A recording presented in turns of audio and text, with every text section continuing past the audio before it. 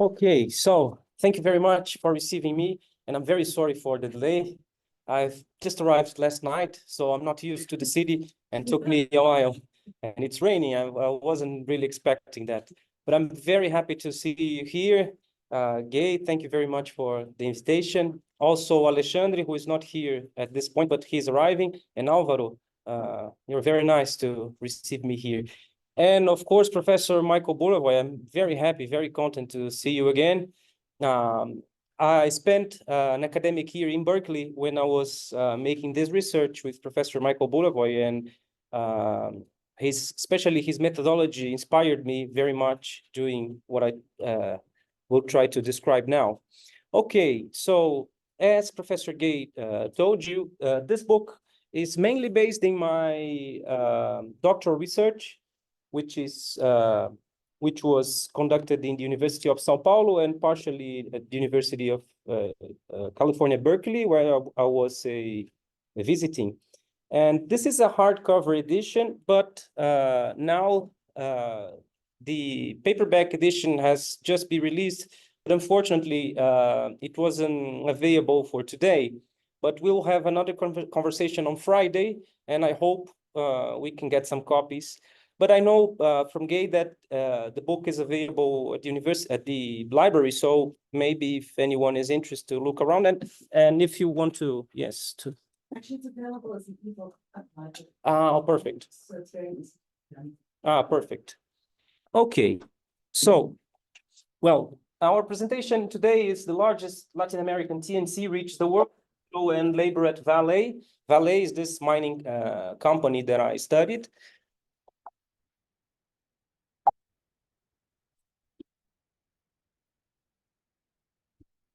Okay. So, my book, Shifting Ground of Globalization, Labor and Mineral Extraction at Vale, describes the transformation of this Brazilian mining company in a global leader in iron ore and nickel production, which was formerly state-owned, into a transnational corporation.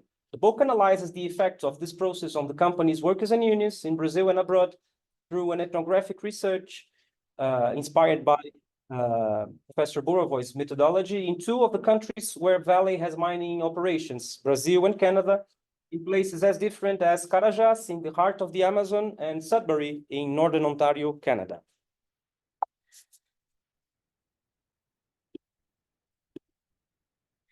Okay, I dialogue with the theories of global capitalism. So let me just make a summary of that.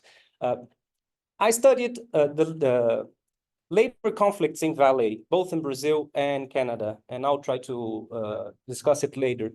But I was also interested in how Vale became a transnational corporation.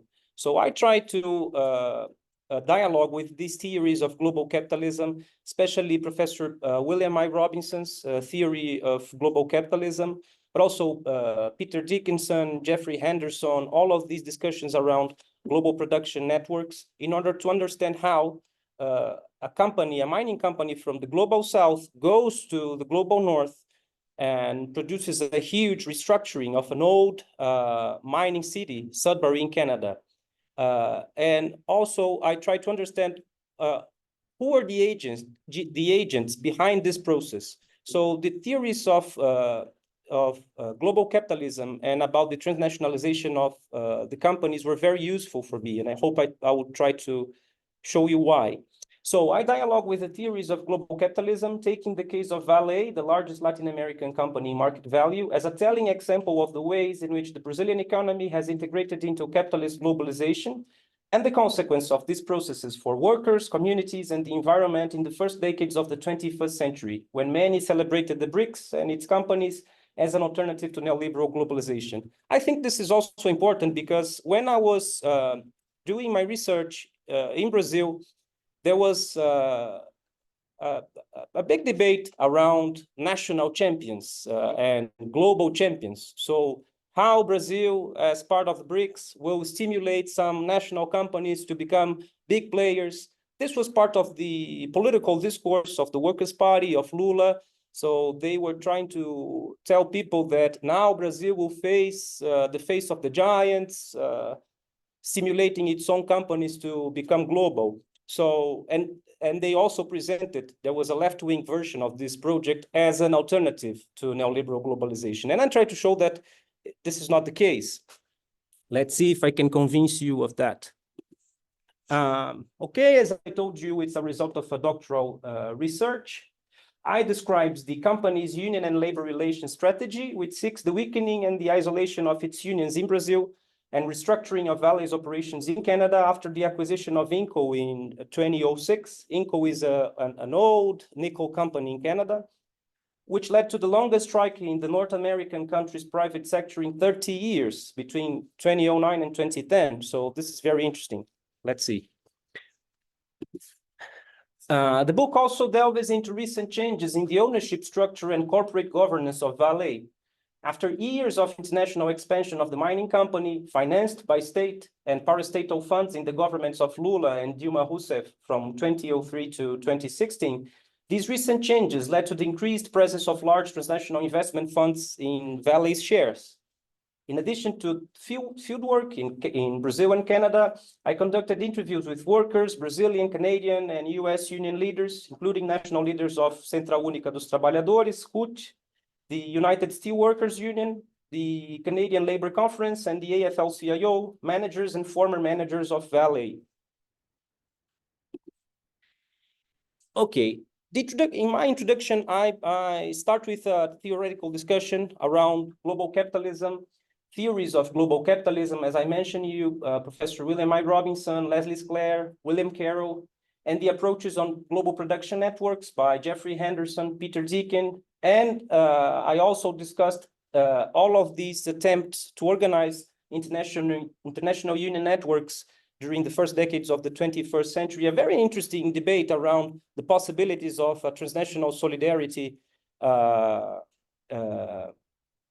construction international solidarity links between unions of different countries.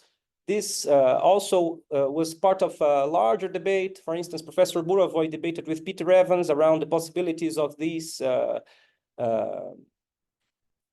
partnerships and if this could, in a certain way, represent or not a certain kind of alternative to globalization. So I tried to discuss some of this in order to present my theoretical background and the objects of the research. The book's introduction also presents the extended case method by Professor Michael Buravoy that guided my ethnography research in Brazil and Canada. Of course, I say I was inspired by Professor Buravoy's methodology, but I couldn't actually say I follow it strictly, since I couldn't have enough time and resources to be there for a larger period.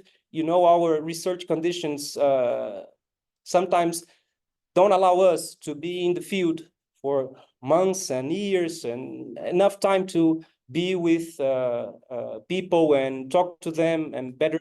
And so I was inspired by this ethnographic approach, but I couldn't do it the way it should be, as I think. Okay, so what is Vale? What is this company? It's the old Companhia Vale do Rio Doce in Portuguese. Vale do Rio Doce in English is the Valley of the Sweet River. The Sweet River is a very important river in the state, the province of São Paulo, of Minas Gerais, sorry, where Vale started the iron ore extraction back to the 40s in the 20th century. In fact, Vale has a very important relationship with the construction of the industrial capitalism in Brazil. Two companies, Vale and Petrobras, the state-owned oil company, both are very important in the construction of industrial capitalism in Brazil, and especially, and even nowadays, they serve as a certain kind of link between broader process of the international economy and national processes. Well, Vale was founded due to a very specific conjuncture when Brazil was debating if it will take part or not of the Second World War. So Brazil at that time was a dictatorship, a certain kind of fascist-inspired dictatorship conducted by a national leader, Getúlio Vargas, which is in a certain way the father of the state, of the modern Brazilian state. And Getúlio Vargas had a debate inside his office around supporting the Germans or the Americans. Roosevelt personally tried to convince Brazil to support the Allies. And then agreement was set between Brazil, the UK, and the US in 1942. These are known as the Washington Agreements. By these agreements, British capital gave back to Brazil some license to explore iron ore in Minas Gerais. British capitals used to have these license for decades, but they hadn't explored it before. So they sent it to Brazil, and also the US gave capital to construct a mining company with the aim of giving to the effort of the war iron ore and steel to the US and the UK. So Vale was founded in 1942 in this specific conjuncture. And after decades, it became a private company in 1997. And after that, a transnational corporation. So in chapter 1, I tried to discuss the historical labor and union strategy, relations and union strategy of Vale, which were historically developed in Brazil, and its changes after private control. In this chapter, I also describe the characteristics of the iron ore extraction promoted by the company in the country. Of course, as the background, we have the commodity boom period of the early 21st century. I analyze it as the backdrop of the company's transformation into a TNC that operates now in more than 30 countries on 5 continents. So we can see here how the commodities boom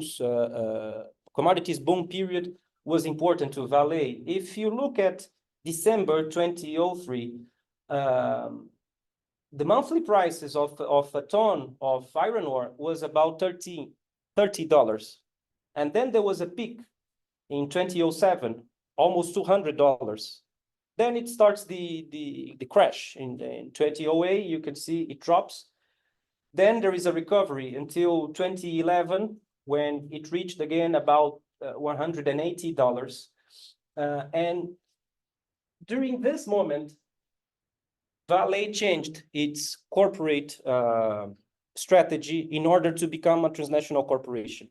So Vale decided to take advantage of the rises in the commodities prices, and also to become not only a global leader exporting iron ore, but also nickel, because nickel had a very important rise in its prices. You see, it comes from about $15,000 a ton to more than $5,000 a ton. So Vale decided to become also a nickel mining company, taking advantage of this global boom. Okay, in 2006, Vale bought Inco, the Canadian mining company, for $19,000 in cash, taking advantage of all of these earnings Vale received during the commodity booms. But of course, when Vale arrived in Canada, many questions appeared. For instance, Vale used to have union and labor relations strategy based on what Vale historically did in Brazil. So during the state-owned period, especially during the military dictatorship, Vale introduced in Brazil and developed in Brazil a very authoritarian pattern of dealing with its workers and with its unions. Most of Vale's unions were created by its managers. There were no strikes in Vale since the 40s until 1989, when after military dictatorship, there was the first strikes in almost 50 years. And since then, there was no other strike in Brazil of Vale's workers. So Vale is really powerful in terms of dealing with its workforce, controlling the unions, avoiding any conflicts. But this was not the case in Canada. So I'll try to talk about it a little more later.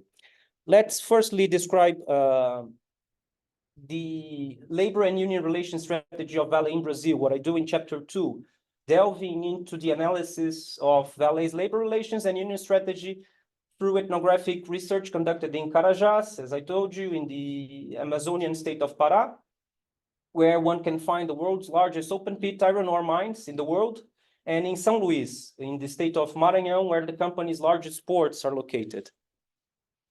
So the chapter describes Vale's various tactics to curtail the collective power of its workers in Brazil by curbing conflicts, preventing strikes, and encouraging outsourcing and forms of variable pay. The company seeks to isolate and control the unions, co-opting their main leaders and making it difficult for opposition groups to emerge. In the chapter, I also present field observations and interviews conducted during a particularly bitter period for the company's Brazilian workers, the economic crisis of 2015-2016, which led to wage losses and layoffs. This is a very important moment when Vale changed its corporate strategy. I'll try to talk some more about it later. Okay, before going into Canada, during my fieldwork in Brazil, I dealt with some particular examples of how Vale controls territory, populations, and its workers. So in the Amazon forest, there is a national forest called Floresta Nacional de Carajás, which is the national forest of Carajás. Carajás is the name of a native group in that region. So this forest is controlled by the state. There is a specific institution called the Instituto Chico Mendes, ICMBio, which is a national organization that controls all of these national forests officially.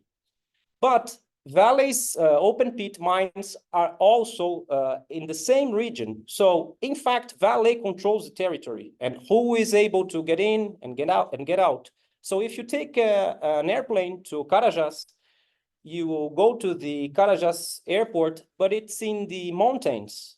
And if you want to go to the closest city, Parauapebas, you need to take a car from the airport to there. And then you find Vale's gate in the entrance of the city. If you want to get out the city, if you are somebody born in Parauapebas, you bought a ticket to go to Rio de Janeiro or to Brasilia or wherever, so you go with your ticket to Vale's gate and demand a Vale's manager to pass through the gate. So you receive an authorization, and then they will allow you to pass. So I wanted to go to the mines, and I had no authorization from Vale. Vale doesn't want anybody to research them. So I tried to get in with, as a student, you know, I was walking there, and there was this huge gate with some armed guards, and I told them, okay, please, I would like to go to the mines, to Vale's mines. To the mines? This is 50 kilometers from here. It's impossible. You wouldn't get there. No, but I'll find a way. I'll try to get a car. No. Where is your authorization? I have no authorization, but this is a road. It's a public road. It's a national forest. No, you cannot go from here. You go to our managers and you ask them. So I went there. There was a queue with many local people asking them to pass through the gate. And I went there. Okay, what are you doing here? Well, I'm a sociologist. I want to visit the mines. No, this is impossible. You cannot do this kind of visits. Well, but this is a public land. No, you cannot. So if you want to see the public land, you go to ICMBio. So next door, I should find the public institution. Nobody was there. Then a private guard told me, well, if you walk some 5 kilometers to downtown, you find ICMBio offices. So I went there. This is the Amazon region. So I was walking 35 degrees, that the sun is like in your head, very warm. So I was walking there. There was a huge wall. I couldn't see anything. There was a gate, but there was a hole, you know, in the between the wall and the gate. So I was looking inside, and I found a guard with a heavy machine, you know, a heavy gun. It's a region of lots of conflicts, land conflicts, conflicts against native people, land grab processes. It's a very violent region in Brazil. So even these institutions need to have protection, you know? So when I was there, okay, I came to get an authorization to get in the forest. No, it's impossible. What are you doing here? No, no, no, you can't do it. Then I explained him, I'm a student. I simply want to go there. Okay, so he wrote in a paper a contact of a cooperative of ecotourism. So some people authorized to go to the ecotourism region. Not exactly the mines, but the ecotourism region. So I talked to these guys. I will make it shorter because I'm tiring you with this with this history. But okay, I talked to them. I found a girl, and she used to be a Vale worker. So for me, this was perfect. And she was able to put me in, and then we make a change in our way, and we got in the mines. So I could visit it, I could talk to the workers, I could see there is inside Valley Mines a small town where managers live, but workers go regularly to have lunch or to go to the bank. So I could visit the mines. And for my surprise, before doing all of that, I went to the union. And the union leader is well, he's the president of the union for 30 years now. So it's a certain kind of bureaucratic union with a mafia climate, you know, when you get in. So I have asked him before to make an interview, and I was authorized to do it. But once I arrived, he said, "Who are you?" No, I am the guy who wrote you an email. I got your contact from the Maranhão Union. No, okay. I know all of that, but show me your documents. I want to make a photograph of that. One always need to know who we are talking to. So he took some photographs, and he started to talk to me about the violence there, how they killed his son, and if he need to kill anyone to defend his union, he will do it, because with him, he will use the guns if necessary to defend his union, to defend the workers. So it was a very violent environment. And then I asked him, well, after the interview, can you please try to put me inside the mines? Inside the mines? No, never. I never go there. Last time I went there was 20 years ago. So the union never go inside the mines. You know, regular people never go inside the mines. Workers go to work with buses, Vale's buses. Vale controls everything. So Vale is a company that doesn't allow anyone to be inside production, to control production. And the picture in Canada is very different. Of course, there are some differences among Brazilian labor structure and North American labor structure. In Brazil, we have local unions based in towns. So it's a pulverization of unions. Vale's workers are represented by 55 unions in Brazil. So different unions in different places. And of course, in North America, there is this multinational structure of unions. In Canada, they are represented by the United Steelworkers, a local union in Sudbury. And Sudbury is a mining city. So you talk to anyone there, and his father was a miner, his uncle was a miner, the grandpa was a miner, maybe the grandpa was a miner.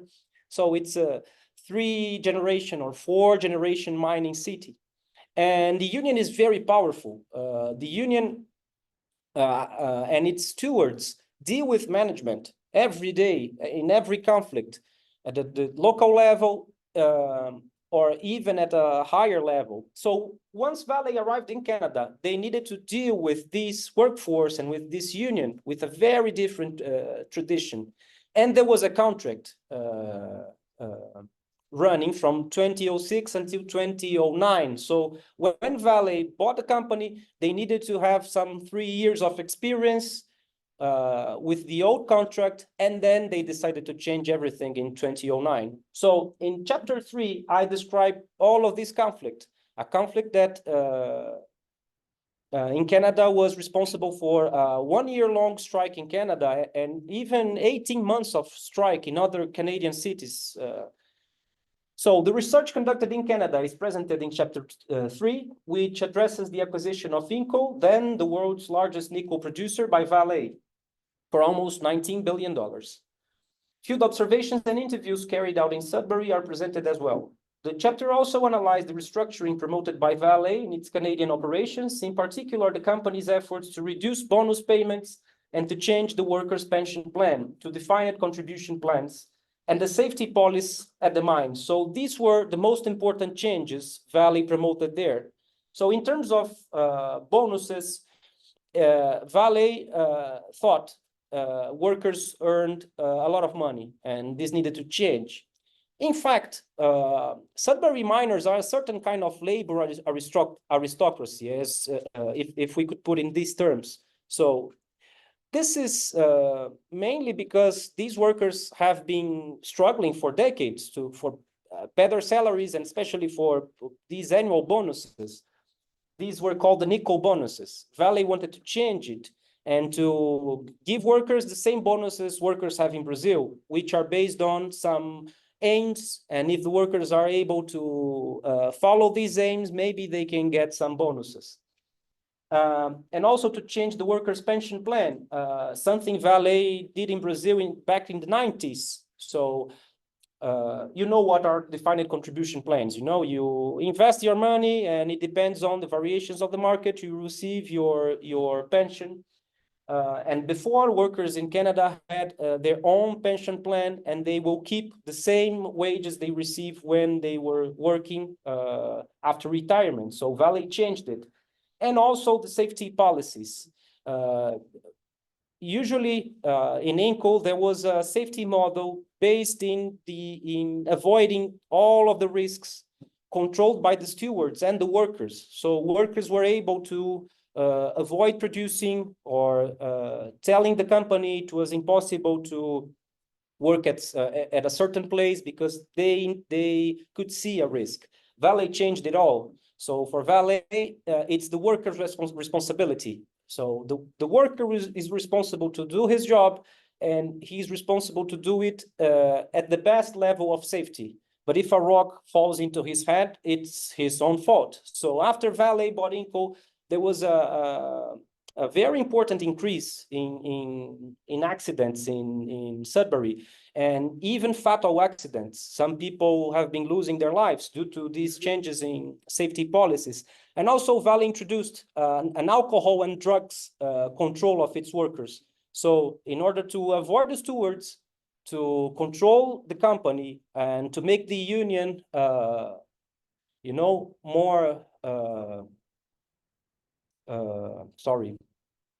to make the union more docile. Can I say it? Yeah. Well, you can understand perfectly that English is not my mother language, so I'm doing my best.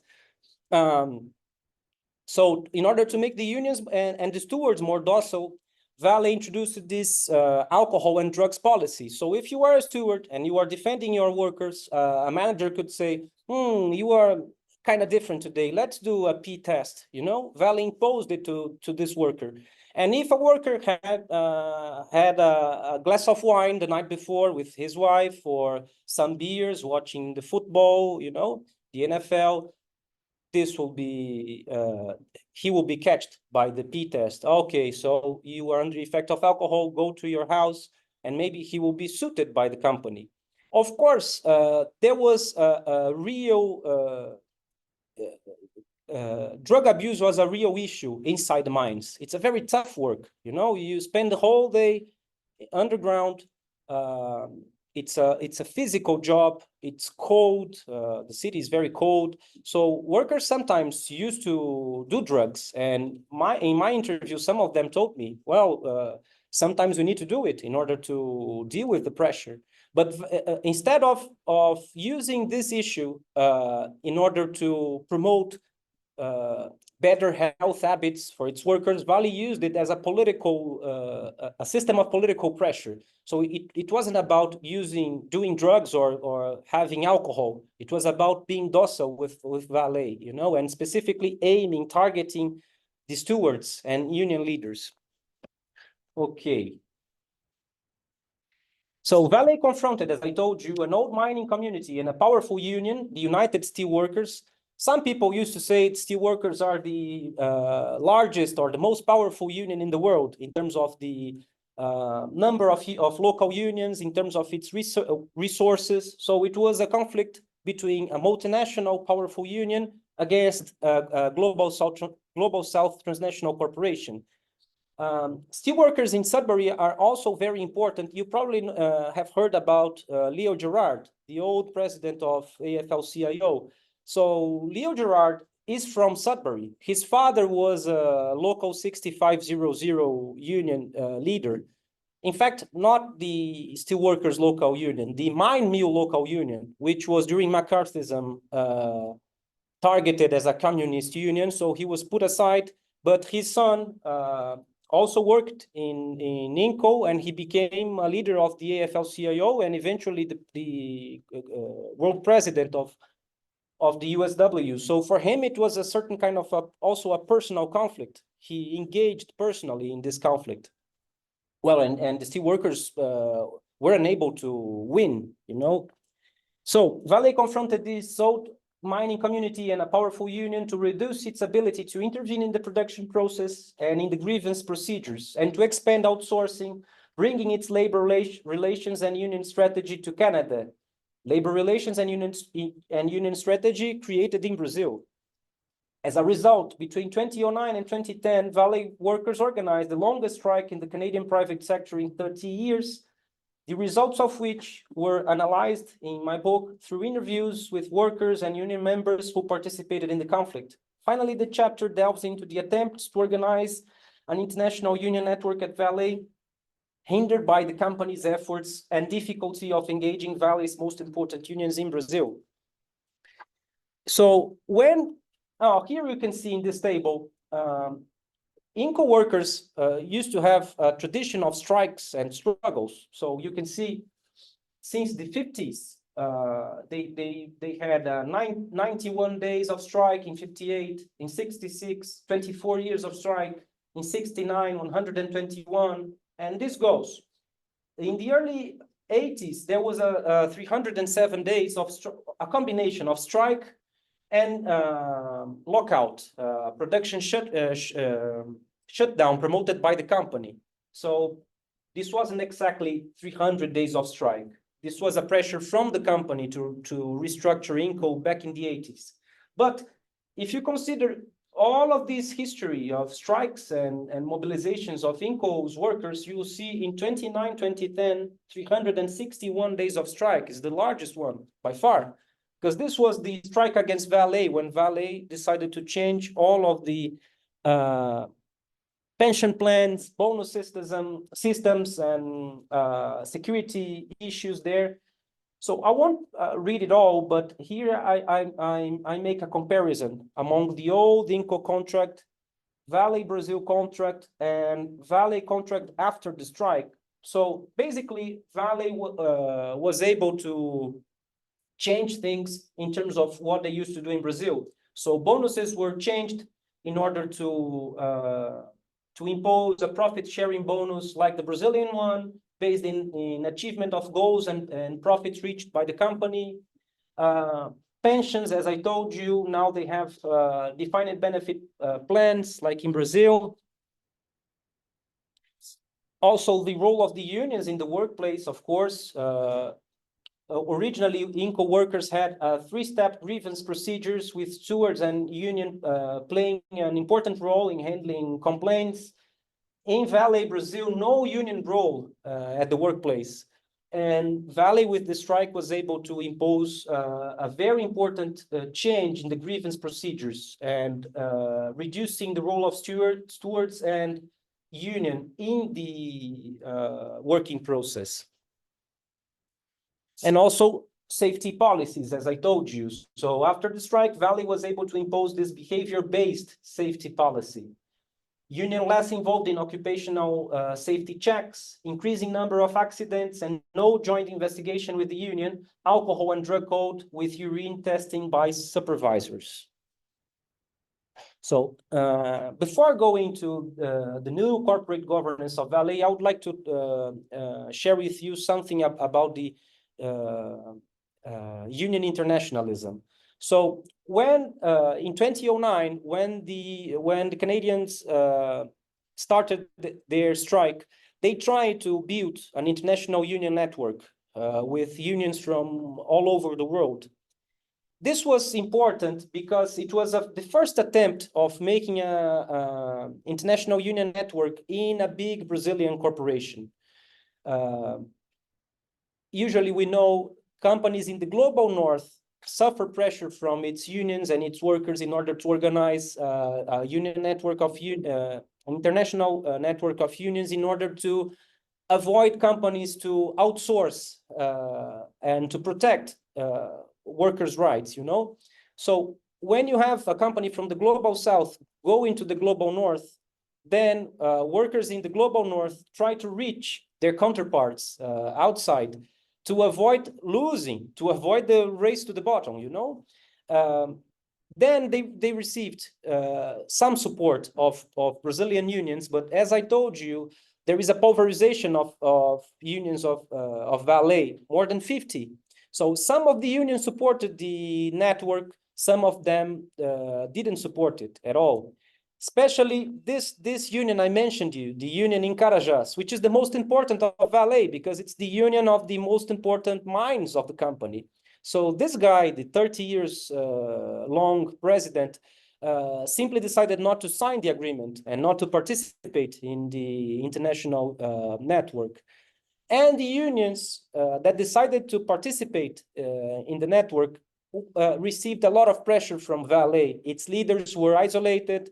Some of them lost their position in their unions, especially the union in Rio de Janeiro, which is the union of the headquarters, and the union in Maranhão received lots of pressures from Vale. And afterwards, the international network, though it was founded, they went to Africa, they went to Indonesia in order to organize it, but though it was founded in 2009, was unable to succeed.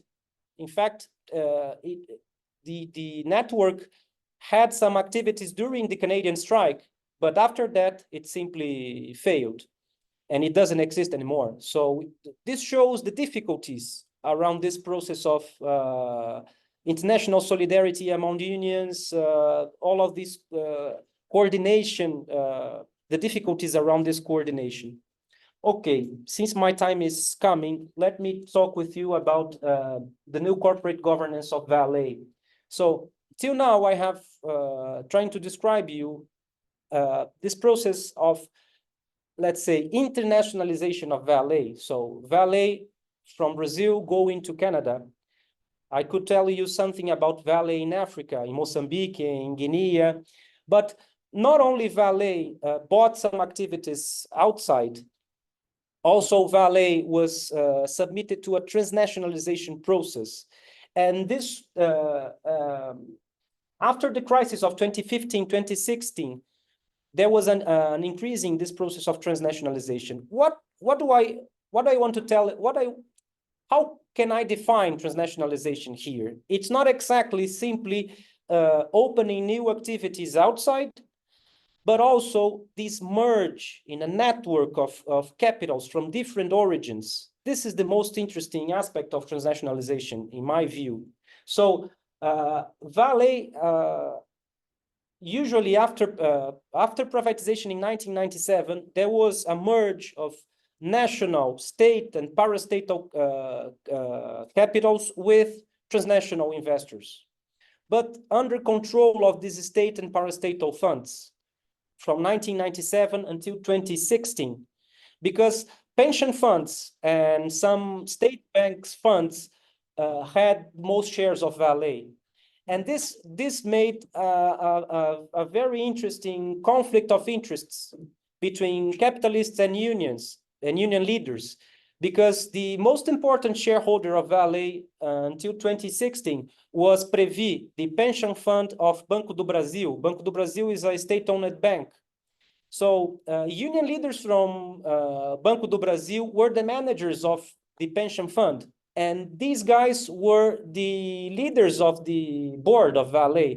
So from almost 15 years, the president of the board of Vale was a former union from Banco do Brasil, and he was a very close friend of Lula's finance minister at that moment, Antonio Palocci. So he was an old friend of Antonio Palocci, sit at the board of the company as a president, conducting the transformation of Vale into a TNC and organizing its investments in Canada, in Mozambique, in Indonesia. So union leaders transformed themselves into capitalist managers. They conducted this process of transnationalization of Vale, and they dealt with unions. So during this conflict in Canada, the workers were dealing with a company managed by a pension fund whose president is a former union leader, in fact, a Trotskyist union leader back in the 80s, you know? So this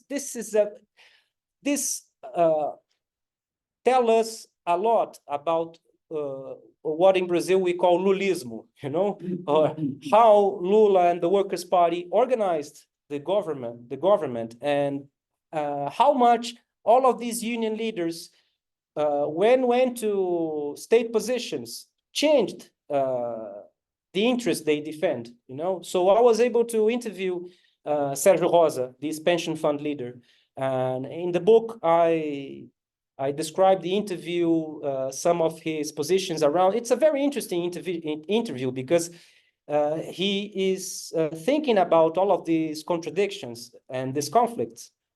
Okay, I won't have enough time to go into that, but I would like to share with you the transformations of Vale since 2016. As I told you, there was a very important economic and political crisis in Brazil from 2015 and 2016. So this changed dramatically the balance of forces politically in Brazil and also economically, because all of these agents from the pension funds and state-owned banks were put aside after Dilma Rousseff impeachment in 2016. You know, in Brazil in 2016, there was an impeachment.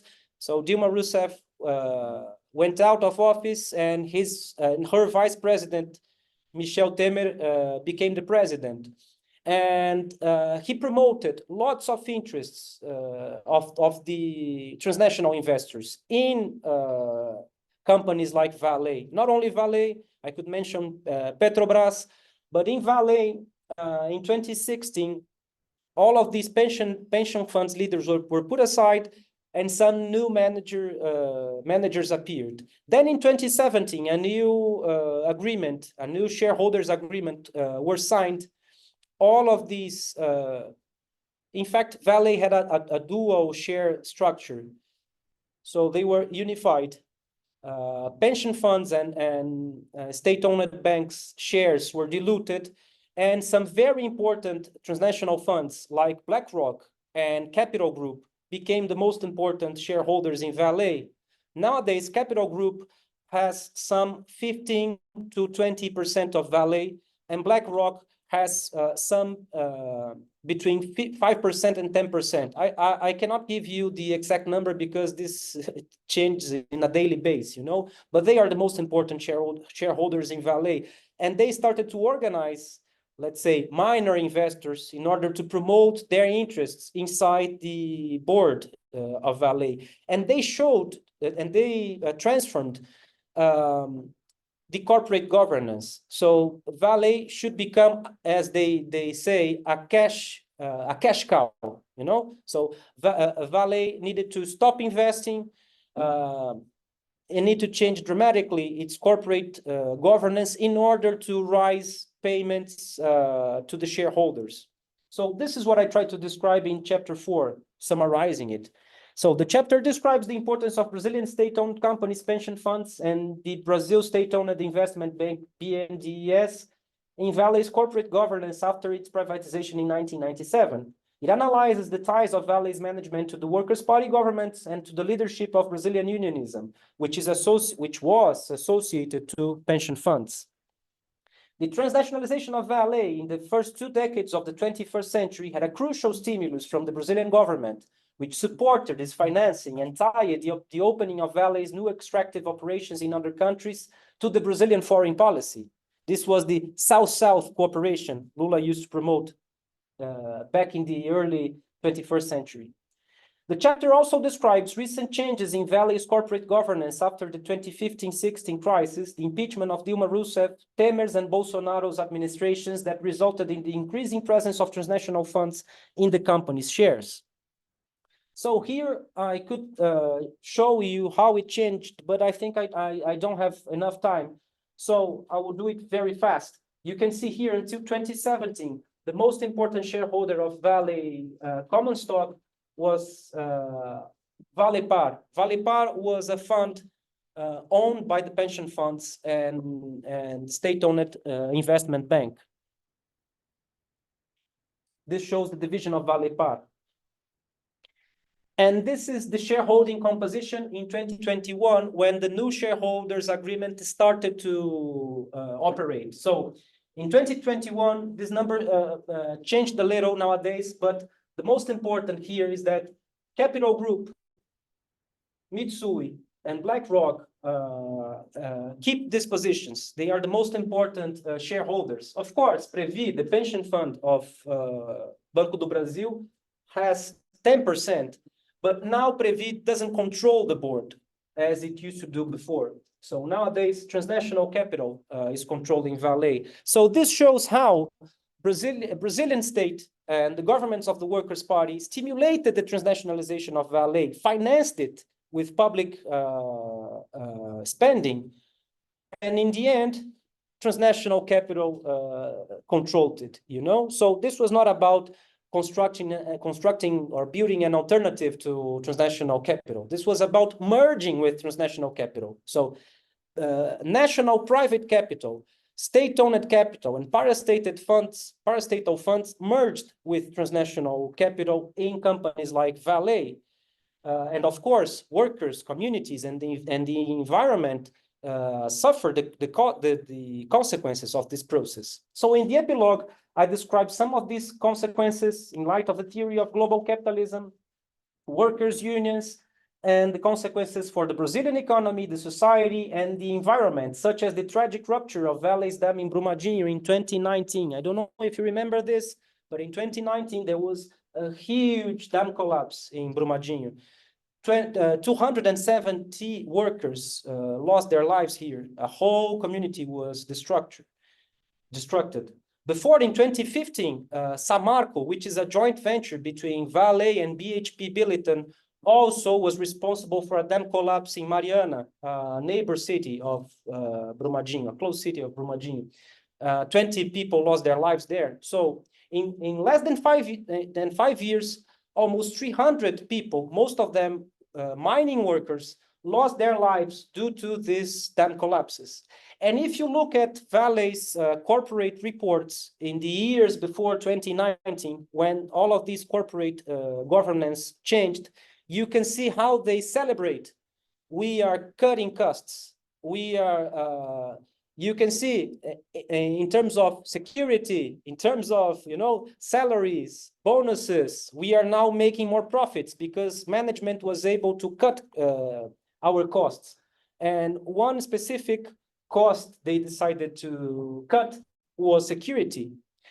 Though this Brumadinho dam was certified by a German corporation called TÜV Süd, they certified the security of this dam months before.